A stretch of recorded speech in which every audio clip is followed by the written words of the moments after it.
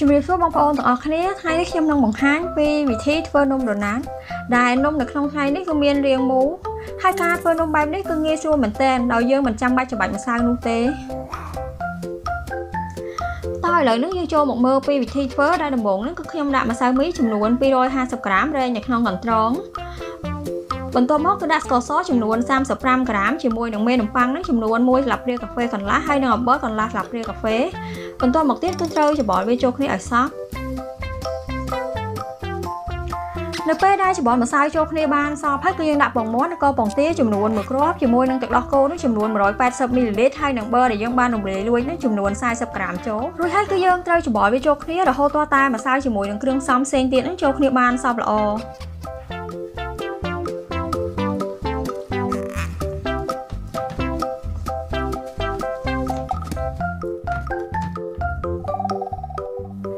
នៅពេលដែលច្របល់ម្សៅចូលគ្នាបានសព្វល្អហើយគឺយើងគ្របម្សៅទុករយៈពេល50នាទីទៅ1ម៉ោងបន្ទាប់ពីផ្អាប់ម្សៅទុកចោលបាន1ម៉ោងហើយគឺយើងត្រូវយកវែកនឹងសង្កត់ម្សៅឲ្យចេញខ្យល់អស់ពីក្នុងម្សៅសិនទើបយើងយកម្សៅនេះទៅដាក់ចូលនៅក្នុងថង់ហើយនេះគឺជាថង់ដែលខ្ញុំប្រើយកមកដាក់ម្សៅដែលថង់ហ្នឹងគឺជាថង់សម្រាប់ដាក់គ្រីមហើយប្រសិនបើបងប្អូនអត់មានទេគឺអាចប្រើជាថង់ដែលអត់មានដៃធម្មតាក៏បានដែរបន្ទាប់ពីដួសម្សៅដាក់ចូលនៅក្នុងថង់រួចហើយគឺយើងកាត់គូតថង់ចេញបន្តិច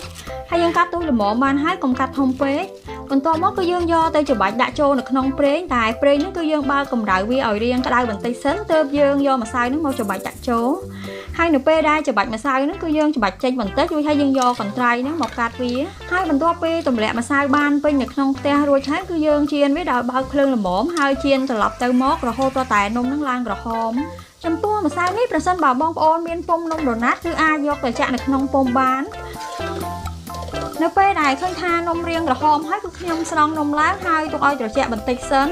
ឥឡូវនេះគឺខ្ញុំមកលាយស្ករដើម្បីប្រឡាក់ជាមួយនឹងនំ